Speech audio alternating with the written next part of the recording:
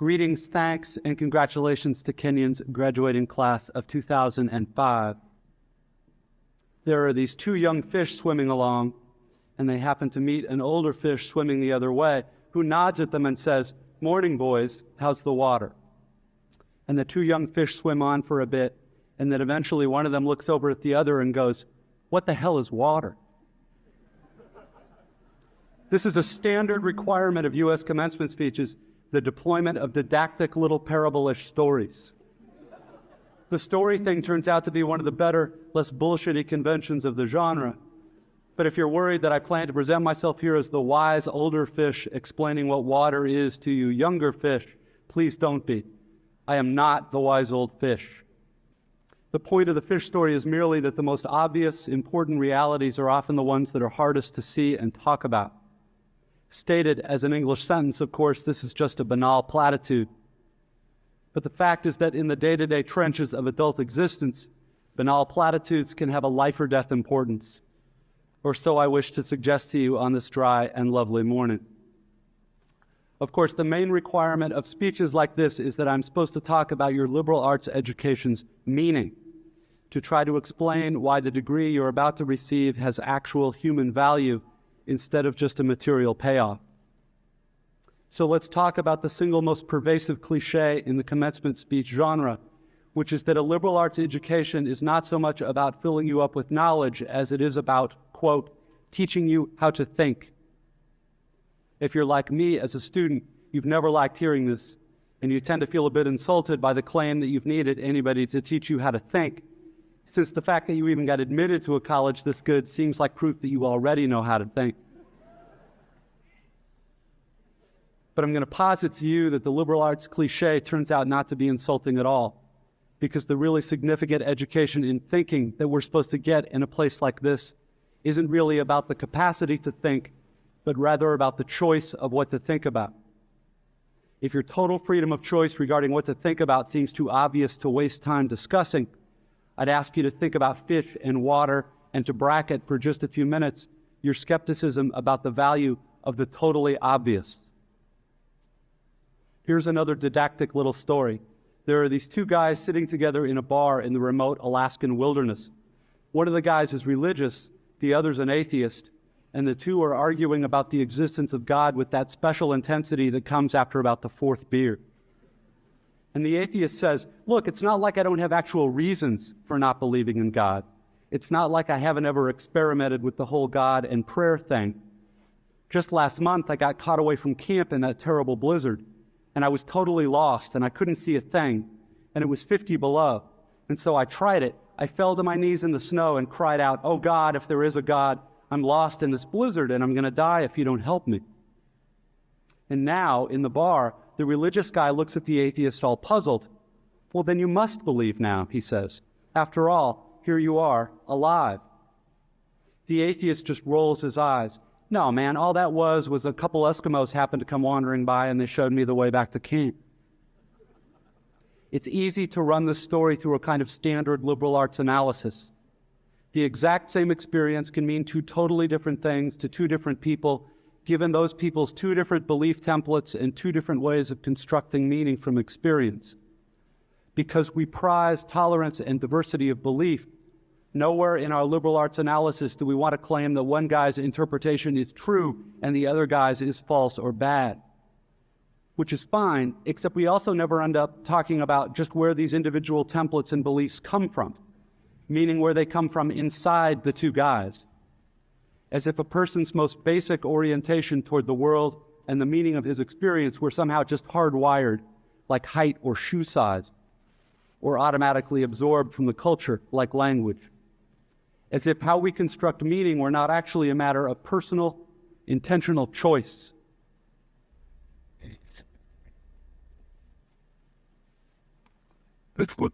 Plus, there's the matter of arrogance. The non-religious guy is so totally certain in his dismissal of the possibility that the passing Eskimos had anything to do with his prayer for help. True, there are plenty of religious people who seem arrogantly certain of their own interpretations too.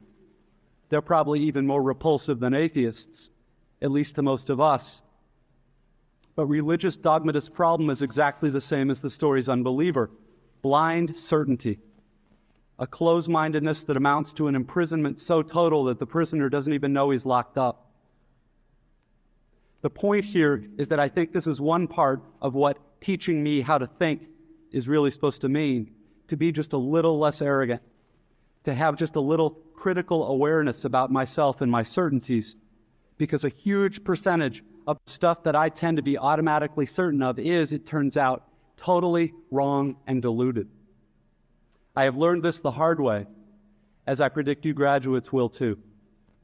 Here is just one example of the total wrongness of something I tend to be automatically sure of.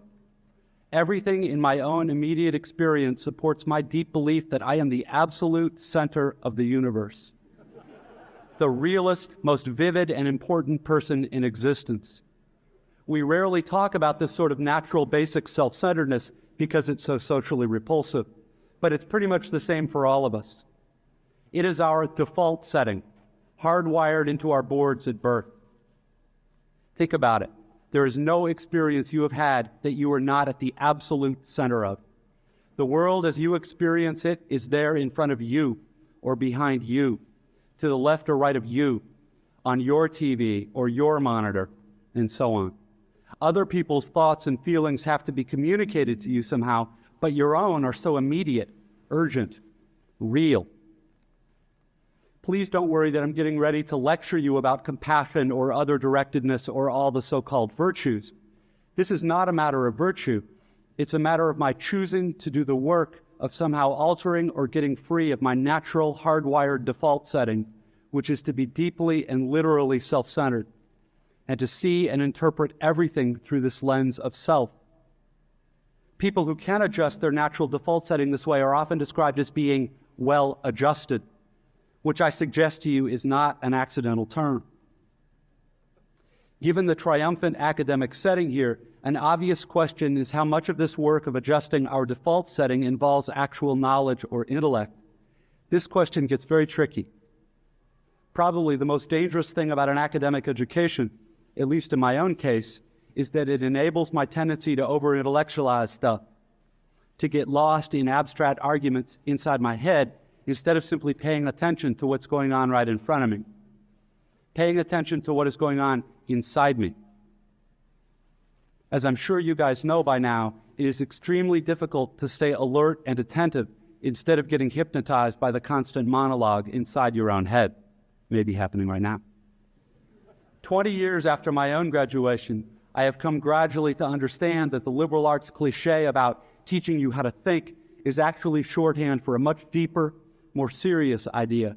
Learning how to think really means learning how to exercise some control over how and what you think. It means being conscious and aware enough to choose what you pay attention to and to choose how you construct meaning from experience. Because if you cannot exercise this kind of choice in adult life, you will be totally hosed. Think of the old cliche about, quote, the mind being an excellent servant but a terrible master. This, like many cliches, so lame and unexciting on the surface, actually expresses a great and terrible truth. It is not the least bit coincidental that adults who commit suicide with firearms almost always shoot themselves in the head. They shoot the terrible master. And the truth is that most of these suicides are actually dead long before they pull the trigger. And I submit that this is what the real, no bullshit value of your liberal arts education is supposed to be about. How to keep from going through your comfortable, prosperous, respectable adult life dead, unconscious, a slave to your head and to your natural default setting of being uniquely, completely, imperially alone, day in and day out. That may sound like hyperbole or abstract nonsense. Let's get concrete. The plain fact is that you graduating seniors do not yet have any clue what day in, day out really means. There happen to be whole, large parts of adult American life that nobody talks about in commencement speeches. One such part involves boredom, routine, and petty frustration. The parents and older folks here will know all too well what I'm talking about. By way of example, let's say it's an average adult day and you get up in the morning, go to your challenging white-collar college graduate job, and you work hard for 8 or 10 hours, and at the end of the day, you're tired and somewhat stressed, and all you want is to go home and have a good supper and maybe unwind for an hour and then hit the sack early, because of course you have to get up the next day and do it all again. But then you remember there's no food at home. You haven't had time to shop this week because of your challenging job. And so now after work, you have to get in your car and drive to the supermarket. It's the end of a workday, and the traffic is apt to be very bad. So getting to the store takes way longer than it should. And when you finally get there, the supermarket is very crowded because, of course, it's the time of day when all the other people with jobs also try to squeeze in some grocery shopping. And the store is hideously fluorescently lit and infused with soul-killing Muzak or corporate pop. And it's pretty much the last place you want to be, but you can't just get in and quickly out. You have to wander all over the huge, overlit store's confusing aisles to find the stuff you want, and you have to maneuver your junky cart through all these other tired, hurried people with carts, et cetera, cutting stuff out because it's a long ceremony, and eventually you get all your supper supplies, except now it turns out there aren't enough checkout lanes open, even though it's the end of the day rush. So the checkout line is incredibly long, which is stupid and infuriating, but you can't take your frustration out on the frantic lady working the register, who is overworked at a job whose daily tedium and meaninglessness surpasses the imagination of any of us here at a prestigious college. But anyway, you finally get to the checkout line's front, and you pay for your food and get told to have a nice day in a voice that is the absolute voice of death. And then you have to take your creepy, flimsy plastic bags of groceries in your cart with the one crazy wheel that pulls maddeningly to the left, all the way out through the crowded, bumpy, littery parking lot, and then you have to drive all the way home through slow, heavy, SUV-intensive rush hour traffic, et cetera, et cetera. Everyone here has done this, of course, but it hasn't yet been part of you graduates' actual life routine, day after week, after month, after year. But it will be. And many more dreary, annoying, seemingly meaningless routines besides. But that is not the point. The point is that petty, frustrating crap like this is exactly where the work of choosing is going to come in. Because the traffic jams and crowded aisles and long checkout lines give me time to think. And if I don't make a conscious decision about how to think and what to pay attention to, I'm going to be pissed and miserable every time I have to shop. Because my natural default setting is the certainty that situations like this are really all about me, about my hungriness and my fatigue and my desire to just get home. And it's going to seem for all the world like everybody else is just in my way. And who are all these people in my way? And look at how repulsive most of them are, and how stupid and cow-like and dead-eyed and non-human they seem in the checkout line. Or at how annoying and rude it is that people are talking loudly on cell phones in the middle of the line. And look at how deeply, personally unfair this is. Or, of course, if I'm in a more socially conscious liberal arts form of my default setting, I can spend time in the end-of-the-day traffic being disgusted about all the huge, stupid, lane-blocking SUVs and Hummers and V12 pickup trucks burning their wasteful, selfish 40-gallon tanks of gas. And I can dwell on the fact that the patriotic or religious bumper stickers always seem to be on the biggest, most disgustingly selfish vehicles, driven by the ugliest.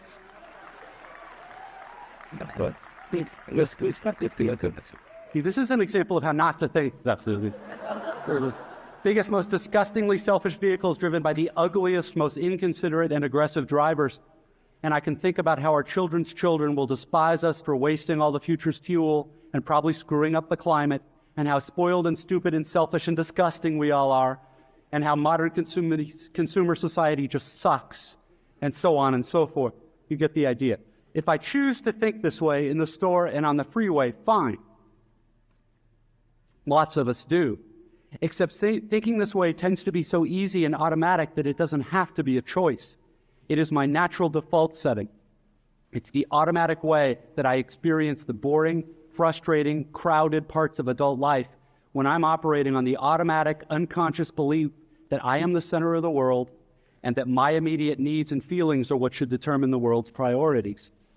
The thing is that, of course, there are totally different ways to think about these kinds of situations.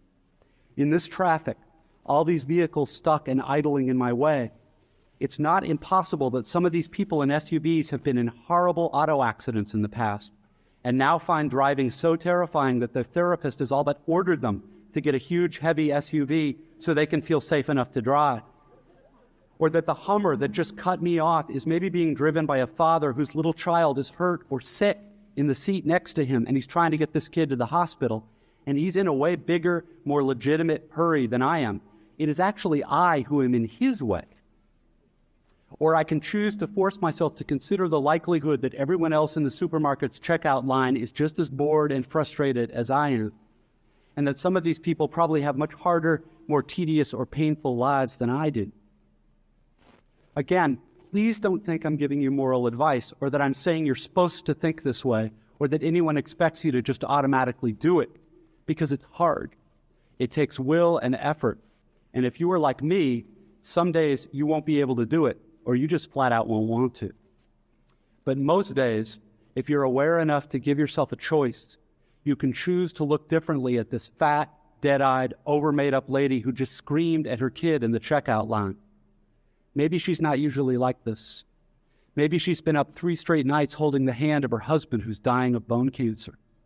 Or maybe this very lady is the low-wage clerk at the motor vehicles department who just yesterday helped your spouse resolve a horrific, infuriating red tape problem through some small act of bureaucratic kindness.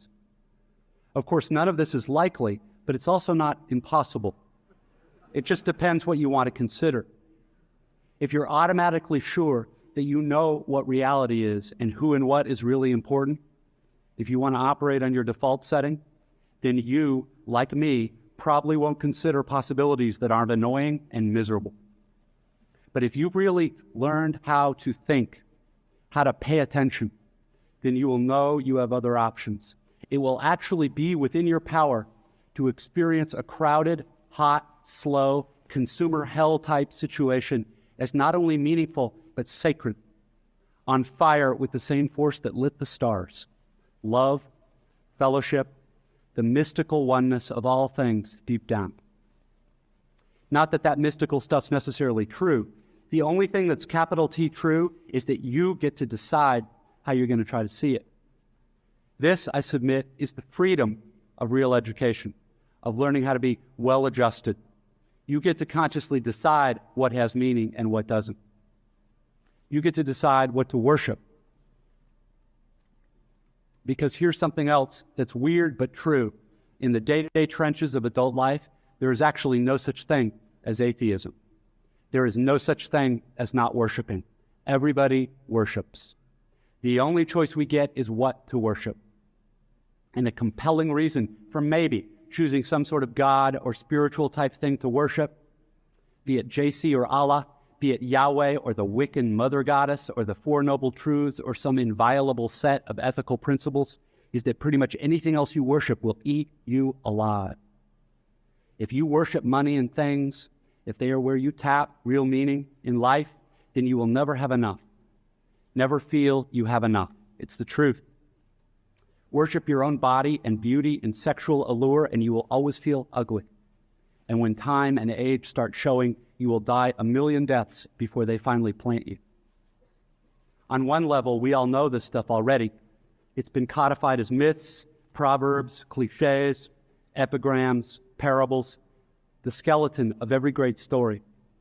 The whole trick is keeping the truth up front in daily consciousness. Worship power, you will end up feeling weak and afraid, and you will need ever more power over others to numb you to your own fear. Worship your intellect, being seen as smart, you will end up feeling stupid, a fraud, always on the verge of being found out. Look, the insidious thing about these forms of worship is not that they're evil or sinful. It is that they are unconscious. They are default settings. They're the kind of worship you just gradually slip into day after day, getting more and more selective about what you see and how you measure value without ever being fully aware that that's what you're doing. And the so-called real world will not discourage you from operating on your default settings, because the so-called real world of men and money and power hums merrily along on the fuel of fear and anger and frustration and craving and the worship of self. Our own present culture has harnessed these forces in ways that have yielded extraordinary wealth and comfort and personal freedom. The freedom all to be lords of our own tiny skull-sized kingdoms, alone at the center of all creation. This kind of freedom has much to recommend it. But of course, there are all different kinds of freedom, and the kind that is most precious you will not hear much talked about much in the great outside world of wanting and achieving and displaying. The really important kind of freedom involves attention and awareness and discipline and being able truly to care about other people and to sacrifice for them over and over in myriad petty little unsexy ways every day. That is real freedom. That is being educated and understanding how to think. The alternative is unconsciousness, the default setting, the rat race, the constant gnawing sense of having had and lost some infinite thing. I know that this stuff probably doesn't sound fun and breezy or grandly inspirational the way a commencement speech is supposed to sound. What it is, as far as I can see, is the capital T truth with a whole lot of rhetorical niceties stripped away. You are, of course, free to think of it whatever you wish. But please don't just dismiss it as some finger-wagging Dr. Laura sermon. None of this stuff is really about morality or religion or dogma or big fancy questions of life after death. The capital T truth is about life before death. It is about the real value of a real education, which has almost nothing to do with knowledge and everything to do with simple awareness. Awareness of what is so real and essential, so hidden in plain sight all around us all the time, that we have to keep reminding ourselves over and over, this is water. This is water. It is unimaginably hard to do this, to stay conscious and alive in the adult world day in and day out. Which means yet another grand cliche turns out to be true. Your education really is the job of a lifetime, and it commences now. I wish you way more than luck.